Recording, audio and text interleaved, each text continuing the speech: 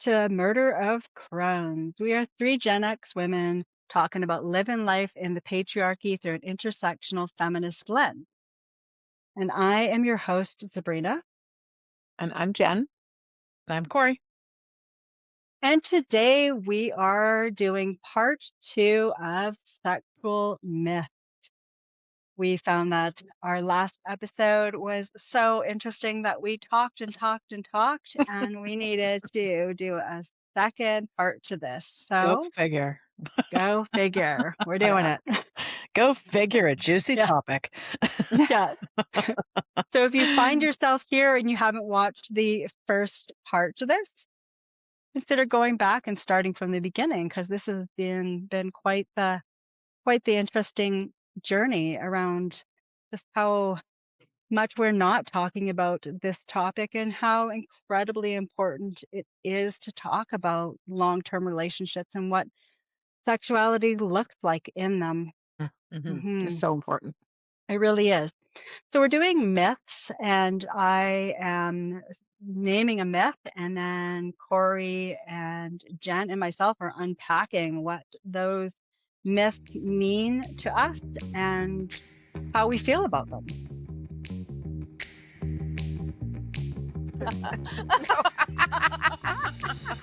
So what do you guys think? I like it. Off kilter, on point. I like it. Guys, what does that mean? No, seriously, what does it mean?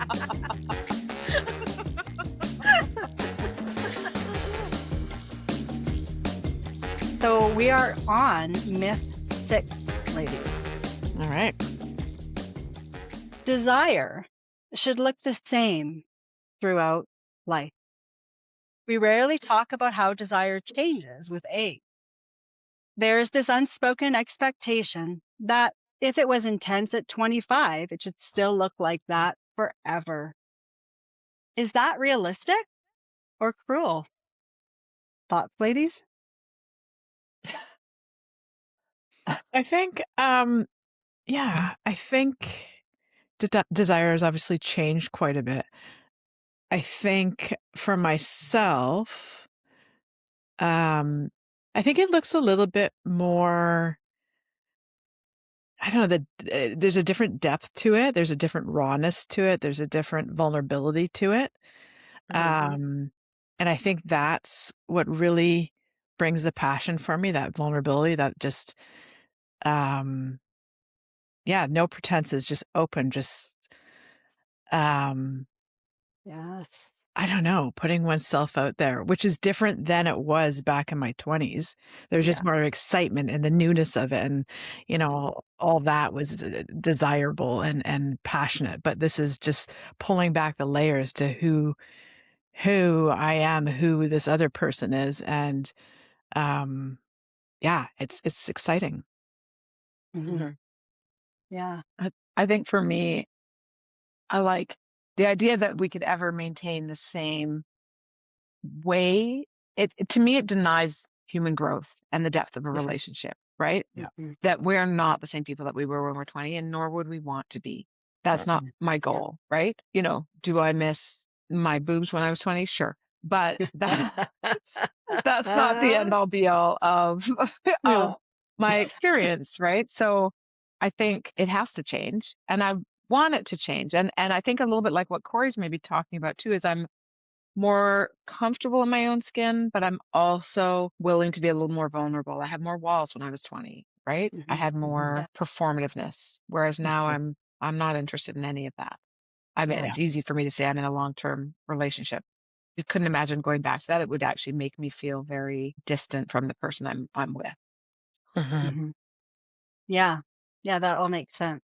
Yes, it's definitely changed for me over time. I'm more comfortable saying, no, thank you, not tonight, not interested, than I was when I was younger. I felt like there was this expectation to perform, like you said, Jen, where now I don't feel that way. If I'm not into it, then it's not happening. And that's just the way that's going to shake down. I also feel like I'm just more comfortable talking to my partner about our sex life, what it looks like, what we want from it, and am more able to be honest in my relationship than I ever was before, which has been quite freeing.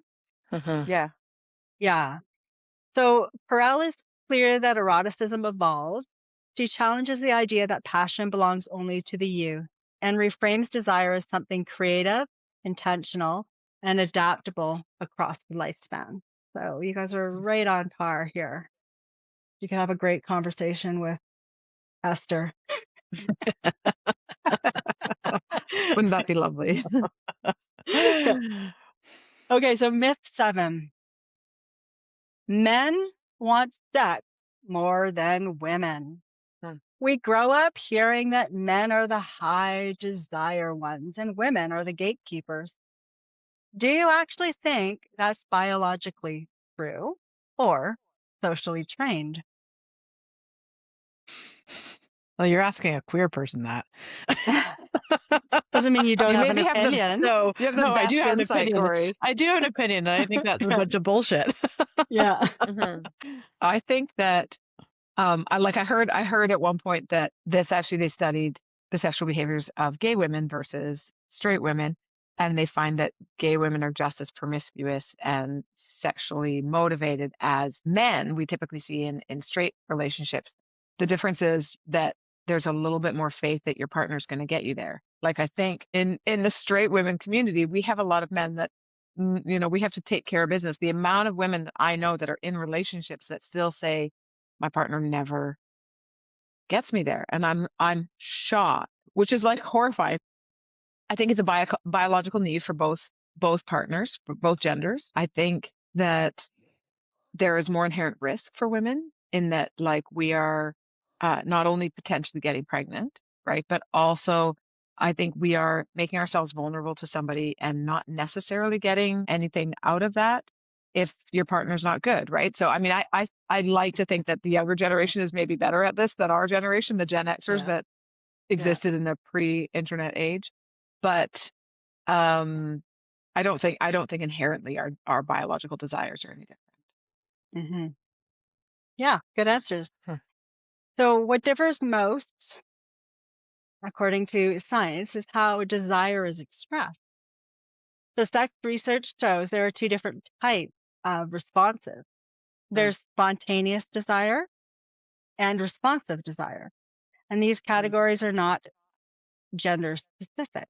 However, most men experience spontaneous desire, Huh. meaning they want sex out of nowhere. mhm, This is often treated like the golden standard, but that's not how most people actually work.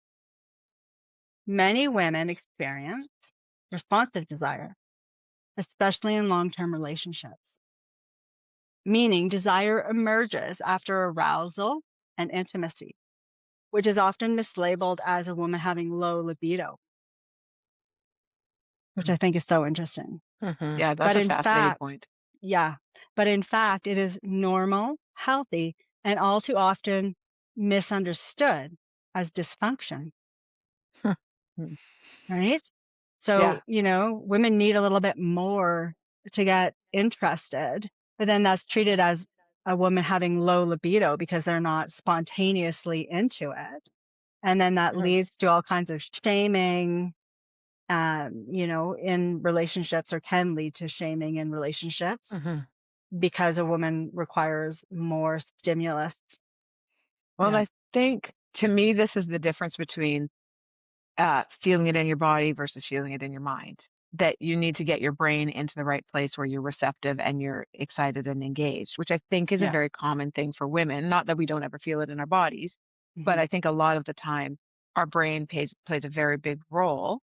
And it might also be that piece where men feel frustrated because for them, it's a body response quite frequently. And the fact that they can't just turn to their partner and be like, hey, let's do this. And she's Yeah. like, my brain is not there, actually. My brain is doing the dishes or something, right? yeah. Yeah. That feels like a lot of Yeah. rejection, or that they have to put in so much work to get their partner to hmm engage. But that idea of like, well, it's responsive, right? We need the stimuli hmm put in place Yeah. to make us feel that, to put those feelings into our body. That's an interesting uh Yeah. division. hmm It is interesting. Yeah. So, I mean, it just makes you think about how many people think that they're broken or there's something's wrong with them because Mhm. they're not just spontaneously horny, right? Mhm. And I mean, and that's not just, it's not just men. Women, obviously some women and at certain times women will experience Oh, yeah. spontaneous desire, absolutely. And same for the other way. Like there Yeah. are many men in this world who would also have responsive desire where they would need more than that. Yeah. So it kind of works both ways. And the responsive desire, it gets, is much more so for both partners in long-term relationship because of Mhm. novelty, right? Mhm. Yeah. Mhm. Yeah. So it's interesting. Yeah, yeah, a lot of this, is very gender specific. So, yeah, it's a Mhm. good time to acknowledge that. There's the whole spectrum Hmm. in between Mhm. Yeah. where, it's none of this is prescribed. It's just experience and you can't Mhm. Hmm. assume one person is coming from whatever angle just because they identify as whatever. Yeah, Yeah. it's all way more complicated than this, Yes. right? Yeah. Yeah. Well, yes, but I mean, there definitely is. It is true that there are only two different types of desire, right? Spontaneous or responsive, and it's good that people are aware of that. And I think that that is something that should be taught in sex ed, Mhm. that there are different responses, different ways that we function sexually, so that someone doesn't end up feeling like they're inadequate because they're not spontaneously Yeah. in the And that mood, one you know? one is not better than the other. Yeah. Yeah. Yeah. Exactly. Yeah. Okay, so the next myth, myth 8, frequency equals sexual health. So we are obsessed with how many couples have sex or how often couples have sex. But does frequency actually tell us anything meaningful? No. Doesn't Mm-mm. speak to the quality at all. Mm-mm. No. No. Or what Yeah. other intimacy is happening. Like there's a whole range of intimacy that happens in relationships outside of sex, Mhm. right? Hmm. That is just one form of intimacy. And while I think it is important to relationships, I also don't think it's the only thing that's important, right? Because I know people Hmm. who have lots of sex with their partner and can't have a conversation with them or don't want to be in the same room with Hmm. them, and Yeah. and vice versa, right? People who love their partner deeply but are not very sexual together. Yeah. Exactly. And I remember when I was in my 20s, always hearing that a healthy sex life meant you were having sex 1 to 3 times a week. Yeah. And when you like, there's been like, studies done on it, and that's what most people come to when you ask them 1 to 3 Hmm. times a week.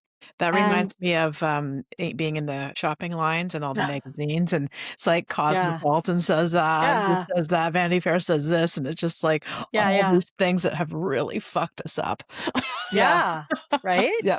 And I remember feeling completely inadequate, especially when once the kids were born, because Mike and I were not having sex that much and feeling Mhm. Yeah. like, I was just not, we were just not performing up to snuff like what everybody else was doing. Like we weren't having sex as much as everyone else. And, you know, What a horrible external pressure to put on yourself. You're like, Totally. I've hardly slept. I've got babies that are crying. I feel disgusting. yeah, And I need to go and like yeah. find time for my I, husband. And like, yeah, I haven't met my sexual quota of the week. yeah. Like, To Uh-huh. me, it's like, That's how many rough. glasses of milk a week do you need to have to have a healthy diet? You're like, none? I don't know. Like, does it matter? yeah, so true, right? Uh, Okay, so science-backed research shows that satisfaction is not correlated with frequency. Surprise, surprise. mhm. Plenty of happy couples in long-term relationships have sex 1 to 2 times a month or in bursts, then lulls, which totally Mhm. makes sense. There's no normal number, only whether both people feel okay with the rhythm that they're in. Frequency naturally rises and falls across the lifetime, especially with stress, illness, caregiving, aging, menopause, or just being human. What matters far more than numbers is whether you and your partner feel safe, respected, and aligned. Another piece that I'm getting from this is like the general assumption that physical desire is the same for everyone, right? And we understand Hmm. that there are people that are Hmm. asexual that actually just don't could Hmm. probably go their whole lives and not need it or Yep. very infrequently. Yeah. And then there's people that are hypersexual. Like, this assumption that we all have the same level of physical desire and it stays the same from 20 to 70, that there's no fluctuation in that is so wild. Ridiculous. Like, Right? we can all Yeah. have different hair, eyes, height, whatever, but heaven forbid we have different sexual desire levels. Yeah. That's not allowed.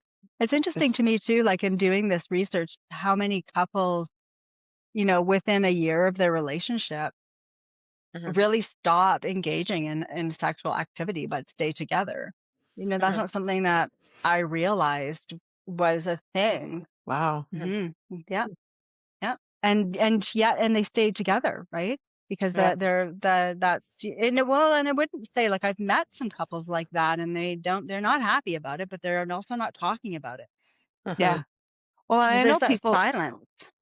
especially with kids involved, where you have Mhm. relationships where there's a lot of things that you would choose. Like you're like that partner is, really good at sharing the workload in the house. They are a really good parent for my child. They are really good at like respecting Yeah. Yeah. my boundaries and supporting me in these ways.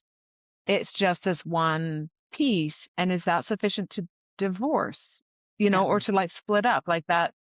It Mhm. is a calculation that people make. And maybe down the road when the kids are older and stuff, that is sufficient. But yeah, I don't fault those people for making that decision on sort of a little bit more of a mathematical calculation. Like there Mhm. are these things in the good column, there are these things in the bad column.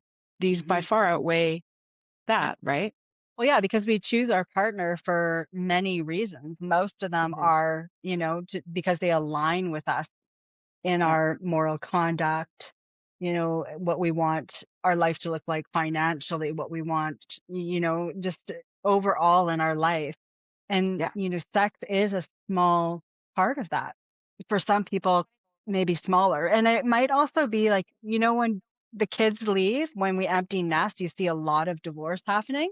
hmm, Mhm. And I suspect that often is those couples in particular. yeah.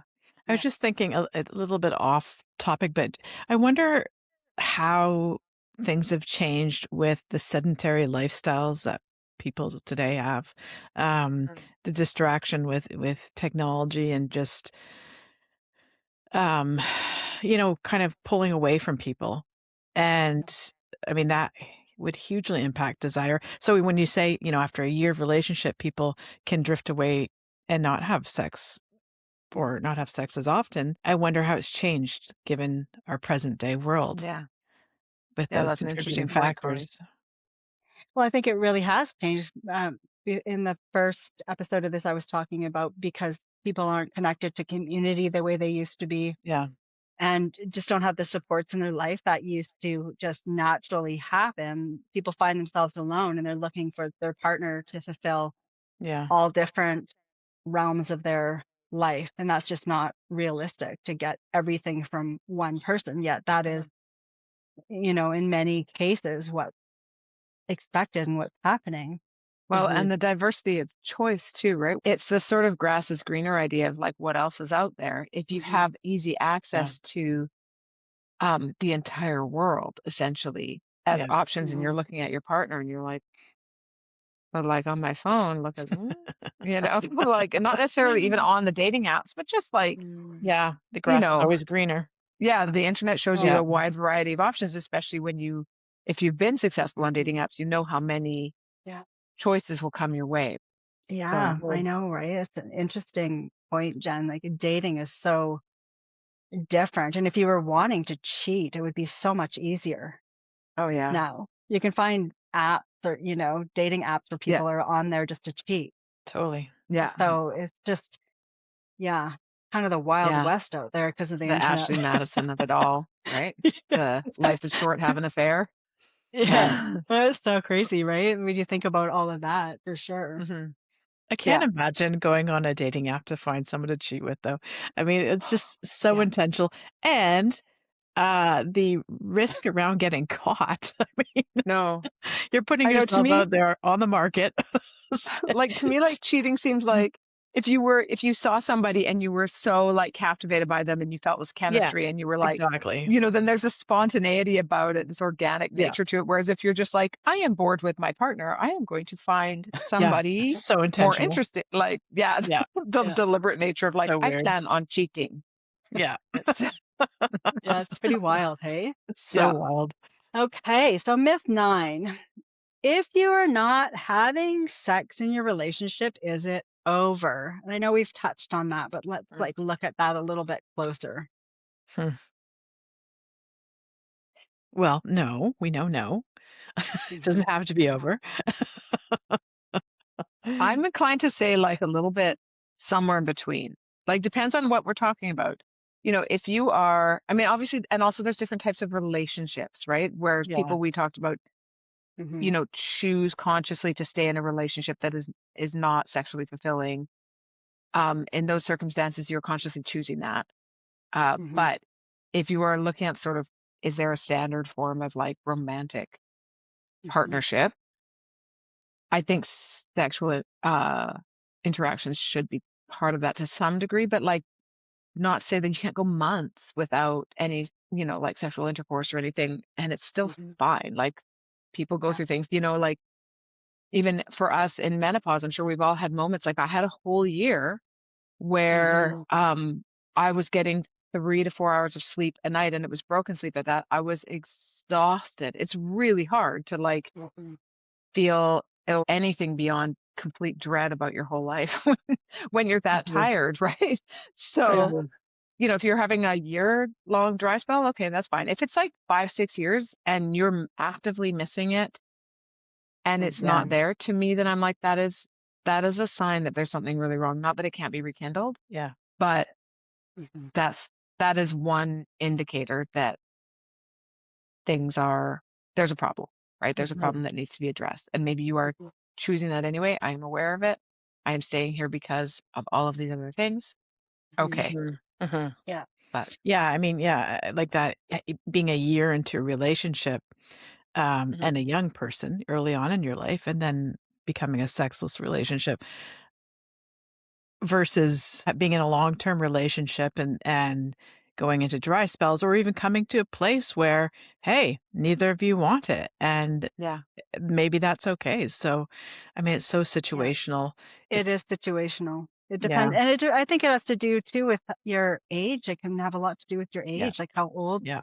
you are in your relationship. Like maybe by the time you hit your 70s, you're not having sex anymore between, your, 75 and 90. If that, I mean, there's been studies done and people can have sex all throughout their life if Hell that's yeah, something they're motivated to do for absolutely. sure. There's no cutoff point per se. But, if you've been in a relationship for a really long time and there's, maybe some health issues have come up or something's Mhm, going on, Mhm. it's pretty okay to have a deep, intimate connection with that person because intimacy can change. And I think it's important to say that penetration doesn't have to define Yeah, mhm, whether or exactly. not you count it as sex. Like, Yeah. we don't have to have like a checklist of what sex is. It can look very yeah. different as you age for a variety of reasons, Mhm, This is right? mhm. reminding me that when I was first going on to some hormone therapy, one of the requirements was that I attend this like menopause group for women in order to get like some external supports before we go into the hormone therapy. It was just that my doctor's requirement, so I did it. And one of the questions that she asked at the outset is like, about sex. And a lot of women were reporting sort of decreased sexual desire. And her question was always, how important is that for you? Is it an issue for you or not? Mhm. And Hmm. solidly half of the women in the group, like there were sort of, 8 or 9 of us in the group, and solidly half of them were like, no, I don't care. It's fine. And I Hmm. was really surprised. I was like, oh, my sex life is really important to me, but that is a true statement for a lot of women that this is not something I miss or I'm trying to Hmm. get back. I can let it go. And Yeah. I was surprised because these are women that are in their 40s and 50s, arguably still have a lot Yeah. of But life when you and think sexual about, interactions. women's history with sex and their Yeah. experience of sex, I mean, that can make sense too. If you've Yeah. never if you've been one of Hmm. those poor women who've never had an orgasm or never Yeah. been Your fulfilled partner's sexually, never done then it. Yeah. then it is like, well, Yeah. Maybe no big deal. Yeah. So, Quite good. But Well, and I also think then, it's important also to point out that there are many men who choose to not have sex with their partner. I've had several friends in my lifetime, mhm, I'd say like probably about a dozen friends that I know where the male is not interested. So yeah.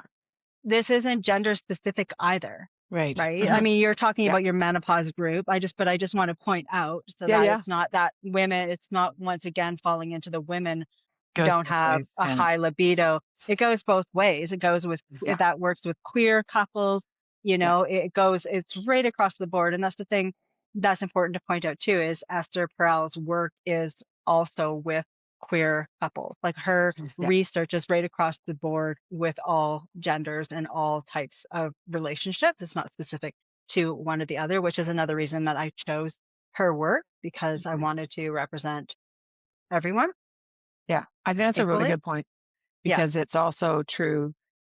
Yeah, like you, I know many friends whose male partners are Mhm. less interested. And also like the reality of aging men, for us, we have our menopause. Men often get sort of erectile dysfunctions Yeah. as they age, Yeah. which can really impact the sexual Mhm.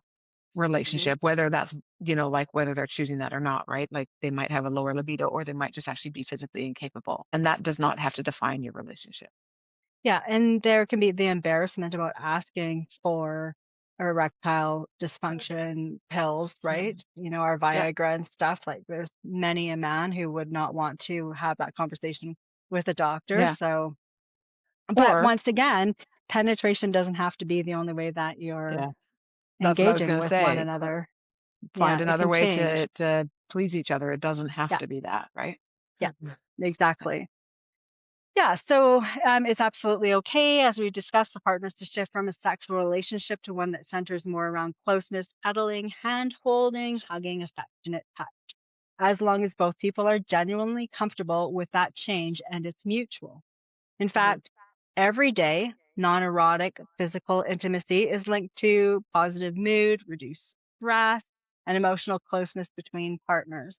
Intimacy doesn't need to be sexual to be deeply nourishing. What matters most in a relationship, especially long term, is connection, consent, and well being, not any particular checklist of activities that we went through. If both partners are not happy, however, with their lack of erotic relationship, then taking a deeper look at the cause is important. Sometimes the culprit is, super easy to identify because it's because you just had kids, or like you said, Mhm. Jen, menopause or something like that, I think hormones and finances is a huge yeah, Yeah. one. Yeah, finance for for Yeah. sure. sure. Yeah. Yeah. If the issue is not easy to find, then it's important to seek out a sex therapist and help them, you know, or have them help you figure out what's Yeah. going on so you can look at it.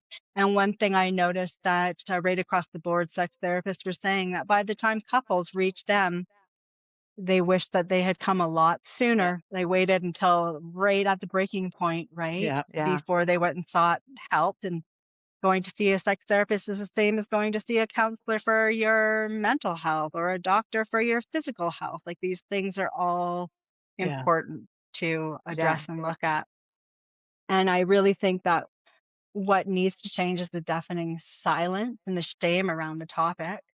Couples would be well served to address it and then decide together how to proceed early on in a Yeah. relationship, Mhm. as opposed to like this deafening silence. Like I said, I talk to friends and they say to me, "Oh, we haven't had sex in a year or even 2 years." Some, it's as big of a gap as 10 years, believe it or not. Wow. And I say to Yeah. them, have you talked to your partner? And no, not a word. There's this deep sadness and Mhm. yearning for more, but the topic isn't discussed.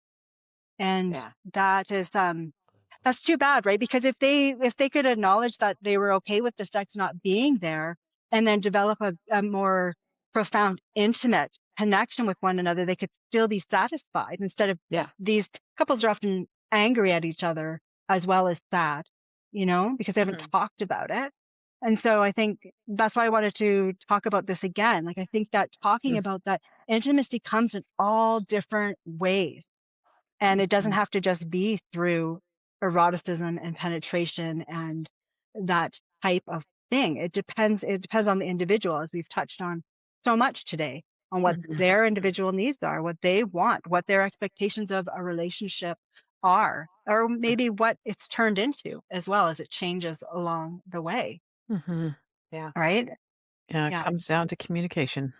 Hmm. hmm And then for our younger audience, I wanted to talk about myth 10, which isn't really a myth. I just want to talk about the impact of children on Mm, relationships. I wanted to yeah. look at that. We've all been through it.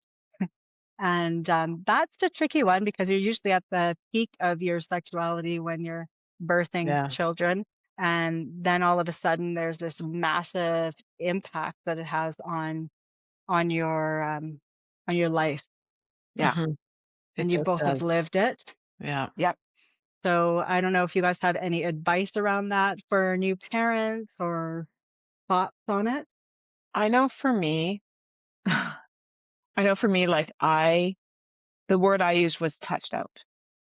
The kids were Mhm. physically on me a lot. For a long time, I had them in my bed. They would be kind of all night, usually touching me in some way. I was breastfeeding. The thought of somebody else touching me literally made my skin crawl. Like I was just like, I can't. Mhm. Also, the ability to like it just felt like a task I had to check off my Mhm. list. It was a hard time. Like it was a hard time It because was. yeah, it becomes another job that you have to do. And I remember Mhm. like it's such a vivid dream and we laugh about it to this day, but I remember having this clear dream that I was breastfeeding my daughter and I just wanted to have some time alone. And so in my dream, I like detached my breasts and gave them to my daughter and was like, you know what? I don't need them. Yeah. And then my husband came in and he was like, let's go. And I was like, you know what? Detached my lower half, gave it to him. I'm like, take it. I'm fine. And I just sat by myself like a little stump and drank my tea in blissful peace. And I was so content in this little Oh, ball. And I woke up and wow. I was like, that's a clear image of how I Yeah. was If feeling only. at the time. It's just like, just take the parts of me that you all need and leave me Yeah.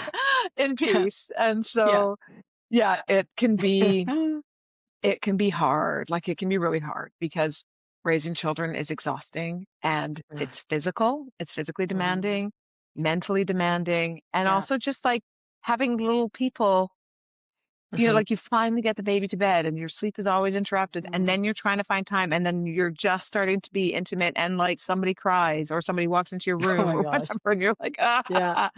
Yeah. Yeah. so difficult Mhm. logistically and physically and mentally. Yeah. It's difficult. It is, right? I think Yeah. Mhm. there's really heavy demands put on parents too, and we want to do it all right. And so we give it Mhm. all to the children, right? Yeah. All our extra energy, our extra money, our extra time, or Yeah. we're trying to plan really fun activities for them and dress them well and Mhm. give them do all those things, play with them and do all those Yeah. things that, maybe we would have been doing with our partner prior. Mhm. We would have Yeah. been planning activities and dressing nice and playing and having fun with them. And then that all gets redirected to your children. And I think that, yeah, there's no way that's not going to have a significant impact on your sexual health with your partner. Yeah. Although For sure. interestingly, in the first episode, Zab, you made a comment about how there was some research around watching your partner play with your kids was a Hmm huge erotic turn hmm on. hmm So there's also that, right? Coming Mhm. into Yeah, those parental roles can also be very attractive. So there you Yeah. go. absolutely. That's true, Yep, Corey. absolutely. I don't think that Mike and I completely lost our sex life in that time, but it certainly dramatically changed because we would be wanting Mhm. often, but we just, like Jen said, there'd be a baby crying or there's Yeah. something else going on, and you just are having such a hard time finding a way to fit that in. or Mhm. kids walking in on you when they're old enough to know, and you're like, Yeah. uh, Nothing, nothing. Uh, I also think one of the we're things just that playing. mommy and daddy are wrestling. I, Totally. I think too, there's something to be said for like the relationship you had before, because it changes, right? Like, so for me and my partner, we got pregnant almost immediately when we started dating, right? Not that I'm recommending this as a strategy for anybody, but we didn't really have a relationship before. So the foundation of our relationship was actually around me being pregnant and having kids. That's how we started. Interesting. And Yeah. once again, not recommending that. But I will say that people who had 3 or 4 or 5 years of a really beautiful relationship together, I noticed a lot of them really mourned what they used to have, right? Like there's a Right. saying goodbye to Mm, that piece of your life. Yeah. And I never had to go through that myself because that wasn't really my experience. But I do think it's something to wrestle with, that you have to come to terms with the fact that that's not the way your relationship will work anymore. I know sometimes one partner will believe that that's the way it should be still, and that the kid is adding to the life, and that you're going to have this the way it used to be plus a child. And it's just there's 3 or 4 now. The dynamic is fundamentally different. It has changed, and you have to let go of that piece and embrace what the new reality is, what the new mhm. future looks like. Yeah.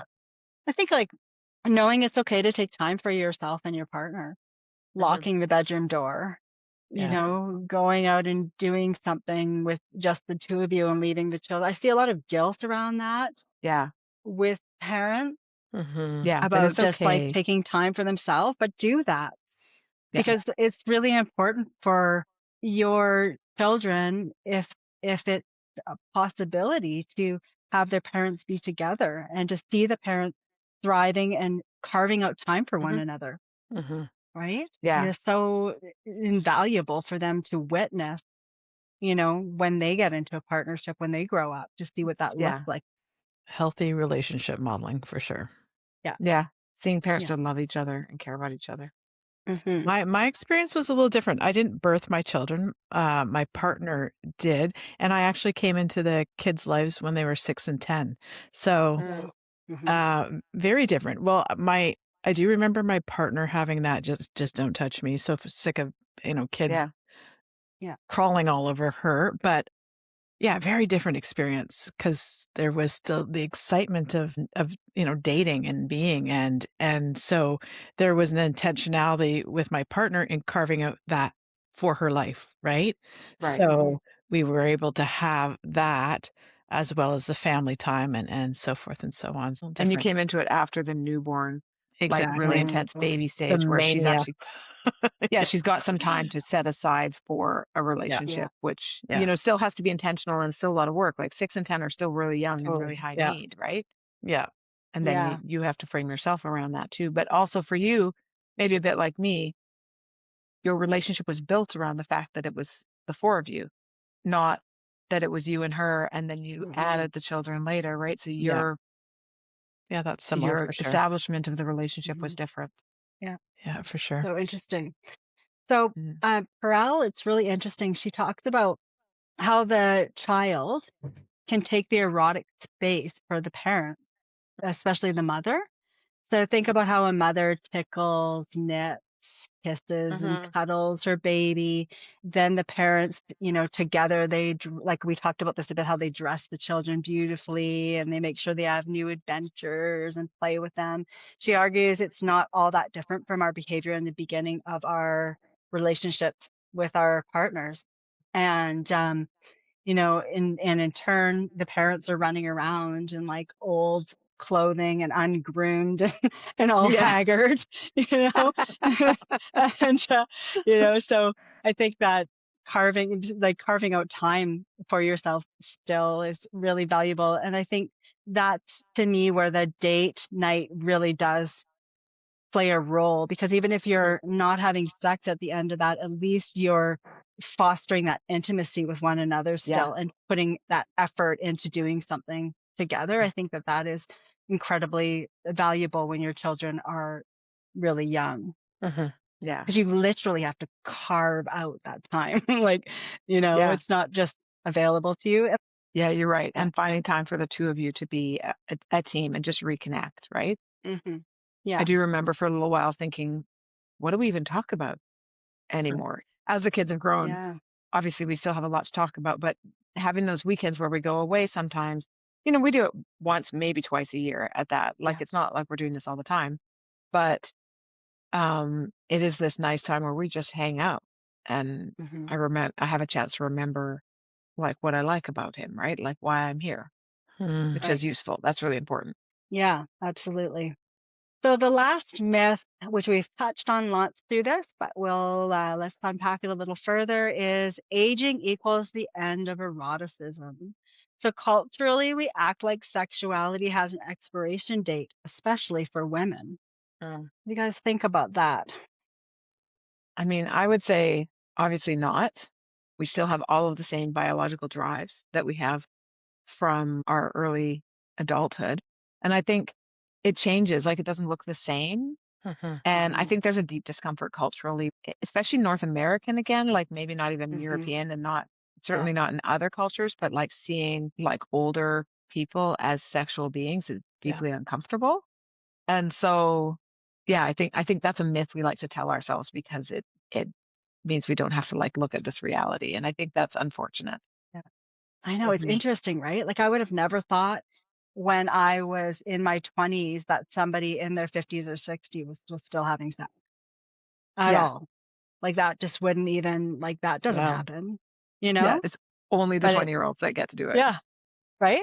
Well, because do you see like when you watch like movies and stuff, when do you see old people having sex? Ever, Mm-mm. right? Mhm. Like it's not Yeah. even represented that's not even entertained in Hollywood as an option. Mhm. Well, but There then might be we the have like rare. movies like Baby Girl with Nicole Kidman, where she's like having this Yeah. like erotic Yeah, affair with this yeah, younger man, right? And I mean, it is yeah, coming, but you're right. It is so underrepresented. yeah, Every once in a while, you have these standalone moments, but yeah. I do really like that there are times and moments in Hollywood now where Hmm. older people get representation. Yeah. And I would say Yeah. like, I think it's been more standard that we see older men as For like sure. the sexual catch, right? Yeah. And that's fine. Like, but it's always the Hmm. assumption that he's dating like a 20-year-old, Yeah. Yeah. not that Yes. he's dating a 50-year-old. Yeah. Mhm. Yeah. Right. So, Absolutely. Like that's not represented.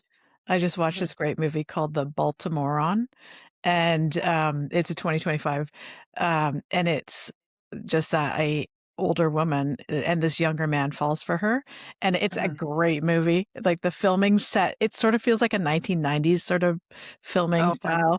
Oh, nice. But yeah, it's just by chance. She's a dentist. He had an emergency dental procedure, and they Yeah. met and just hit it off. And it's a great story.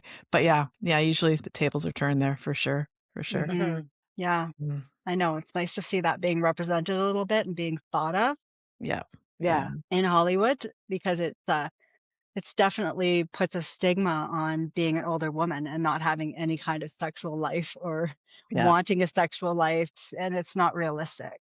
Hmm.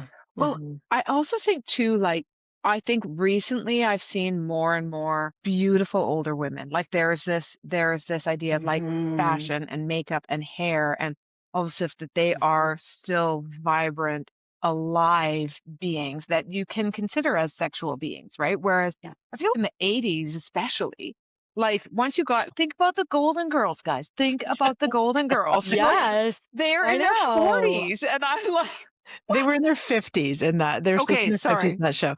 And it's just like, Wasn't Blanche in her what? like 48 or something? I don't know. Anyway, I Maybe. know. Yeah. still, Yeah. they were I nowhere near, know. and they were living in this little commune Yeah. alone, like, unwed, now Yeah. dusty old women that you have to take off the shelf. And I'm like, whew, rough. And But they when also and when dress I like think it. about them, I would have thought they were in their like 70s, Yeah. Oh, yeah. you know? Yeah. Yeah. Like, Oh yeah. absolutely. Like what age? Like, so when you hit 50, you got the poodle perm and the elastic waist Yeah. polyester pants with the teddy bear That on it. is. And that was just your life. You were just like some like disheveled woman who stunk like perm solution. Like, You wear the little like hospital sneakers where you're like strutting around. yeah. Yeah, orthopedics. Yeah, I know exactly, so right? bad. It's so funny. But yes, the narrative is changing in a big way for women. Yeah, We're like, no way. Like, we're like stylish, we're cool, we take care of yeah, ourselves, we still want to have an erotic life. Like, we're Mhm. allowed that, we're embracing that. Women are sitting in their power. It's so Mhm. wonderful to Mhm. be yeah, a witness to that. And that has yeah. so much to do with the internet, I think. I think too, like there was sort of the fetishization of young women that is changing. Like I think women are still being fetishized, but it's more like a sort of universal beauty now. But we see older female news anchors and older Mm. female actresses and stuff. You know, there's that Yeah. skit with Amy Schumer and she's talking to Julia Louis-Dreyfus and oh, I can't remember. There's a bunch of them. They were talking about, pardon my French, they're talking about their last fuckable day, and they're having a cake, and all these aging actresses, they're like, "Today's it. You're no longer considered pretty." Uh, they're all like, talking about their setting into their retirement. And all these stunningly beautiful actresses, and That's Amy so Schumer's funny. like, "Wait, what? Oh, is that?" And they're like, "Yeah, honey, enjoy it while you can because you're heading this way." And it's such a Oh, it's funny little funny. comedy skit, but So that idea that funny. like Yeah. we just all age out at some point and we're no Yeah. longer ever going to get a role where we are Gosh. a desirable love Yeah, I interest, right? picture them like leading her off to go get her poodle perm, Poodle perm, and yeah. you know, like, okay, now it's time to cut your hair off and get your poodle perm. You're like, it's the It's like, coming of but I don't want yeah. to. Yeah, dye your hair gray, honey. This is the way it's gonna go. Yeah, just lean in. Yeah. Start Oh getting my a really gosh. good chocolate That's chip funny. recipe. That's your goal now. That's what you Yeah, have to that's do. right. That's all you need to do is just go and get your hair, set once a week at the salon and oh Your my mandatory God. Werthers in your purse. Here you go. Yeah. The good news is all you need to do is when you're tipping now, you leave a quarter on the table. That's your tip. Right. I know, right? There you Oh go. God. Oh my gosh. Yeah. So ageism, not aging, is the biggest libido killer, right? Yeah, It's Yeah, ageism. exactly. And I think, absolutely. that is partially why you're starting to see older news anchors and older women in film is because there are laws and regulations that are coming forward. Maybe this is the fourth or the fifth wave of feminism that's happening Yeah. right now, right? Is that we're saying enough already. We have just as much value. In fact, I would say ultimately even more with the wisdom we offer than we did when we were younger, and we have a lot to say. And we definitely need to have a platform such as this to Mhm. bring our thoughts and our wisdom forth. Mhm. Yeah. Yeah, Yeah. That's so And true. one of the bigger pieces, the takeaways there for me is uh, um, aging, yes, and evolving our ideas around eroticism and what is desire, and making sure not to pigeonholing it into something that the idealisms we had, say, when we were 20. So it's yeah, like as we evolve, as our bodies changes, as our abilities change, how does that idea of passion and eroticism change too? hmm yeah. And many people report better sex lives Yeah. in life because it's less performative and more intentional, Hmm. Yeah. right? Which we've Hmm. touched on several times today. But like as you get Absolutely. older, it becomes more of that, right? You're Yeah. just more comfortable in your skin. So Yeah. you're Yeah. there to have pleasure and to be pleased and to please your partner. And you're completely okay with that. And you're willing to use your voice to say what you want or you don't want. Those are all Yeah. huge pieces in having a satisfying, intimate or sex life, right? Yeah. I would Yeah. say our communication gets better. When I was younger, I can only really speak for myself, but I think it's true for many is that I didn't want to express what I wanted Yeah. because I didn't want to be demanding or make my partner feel uncomfortable. I didn't even know how to say what I wanted. Like I wasn't sure how to put Yeah. it into words. And so I Embarrassed. used, yeah, it's all kind of Hmm embarrassing. And as older women, I feel like I'm much more confident to be like, no, this is what I want. Okay, wait, stop. I don't like that. Like do that, and I'm willing to Yeah. say it, right? Yeah. and therefore it's more open, it's more honest, and it's more satisfying because Mhm. we're getting like mutual needs. Because opening that dialogue also opens the dialogue for my partner, right? Mhm. Mhm. That they can tell me what they like and what they Yeah, want. Absolutely. for So sure. Yeah, I mean, society fears older women's sexuality. mhm. Like there's this huge patriarchal narrative around that. I mean, what would all the advertising companies do if they weren't selling us that we were all washed up? Yeah. You know, like trillions of Right, dollars was spent on right, that, making us feel old and like we're of no use anymore, that we need to take all these supplements and wear special makeup and get mhm. facelifts and keep our hair Yeah, dyed and all these pieces, which I mean, all of that is starting to shift. Absolutely. But we still have a long ways to go. And yeah, yeah, conversations like these are really important and of great value for for that reason. yeah, for sure. Hmm. Yeah. Okay. So, you guys have anything else you want to add to that before we close up? Hmm. Any No, other I think thoughts? this is a That was a great great topic, Zach. conversation. Yeah. Yeah. Yeah. Good. Yeah, I enjoyed it as well. So, if there's one thing, I hope that all of you take away from this episode is that long-term relationships aren't meant to stay frozen in time. Desires shift, bodies change, life intervenes. None of that means something is broken. The real harm comes from the myths and the silence that surrounds them.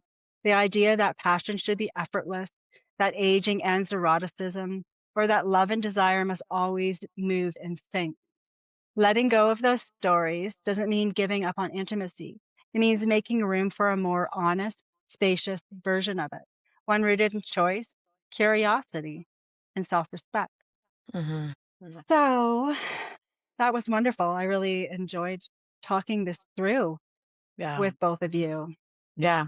Yeah. Yeah. I hope that we have younger women that tune in because I think I would have loved to have had a little bit of this insight when I was younger. For You sure. know, Hmm. it's just perspective, right? And it's perspective Hmm. from three different people with different lived experiences, but But understanding. Hmm. yeah, Yeah. big lesson. Everybody needs to be easier on themselves, more gentle Yeah. with Mhm. themselves. And And just, just Hmm. we're all going through be the same stuff. right. Hmm. And don't Yeah. adhere to like expectations that don't fit you. Hmm. This is not. Exactly. Yeah. Don't buy into the myth. Don't buy Yeah. into the Mhm. myth. Make your what you need is exactly where you should be at Yeah. that Mhm. time. Like it doesn't, you don't have to, succumb to something that is considered a societal norm. Because when it Mhm. comes to sexuality, there is no normal. Hmm. Yeah. Right? We're all unique and different and made up of different, libidos and appetites and all those pieces. We're all Yeah. so incredibly unique. And that Yeah. is exactly how it's meant to be. So there doesn't need to be all this shame. Yeah. Okay, so we're going to wrap this up, and I want to thank Denison Design for this beautiful space I'm in. They're sponsoring our podcast, and they are an interior design studio specializing in custom millwork. If you want to, make your house beautiful, if it's a new build or if you just want to renovate, they're the gals for you. And if you want to buy something beautiful that's high end for your house, they've got a beautiful storefront in Castlegar, BC, but they also have an online shop, and you can find them at www.denisondesign.com. Please take a moment to subscribe to us on our various platforms. Check us out on YouTube if you haven't had a chance to already, but like, subscribe, drop a comment. Please download our episodes if you are getting us through streaming, because it makes a big difference on how we are perceived in the algorithm. So thanks for tuning in. We really appreciate it. And tell your Thank you so friends. much. Yes, Yeah. tell your friends. Thank you. Bye. Bye. Bye.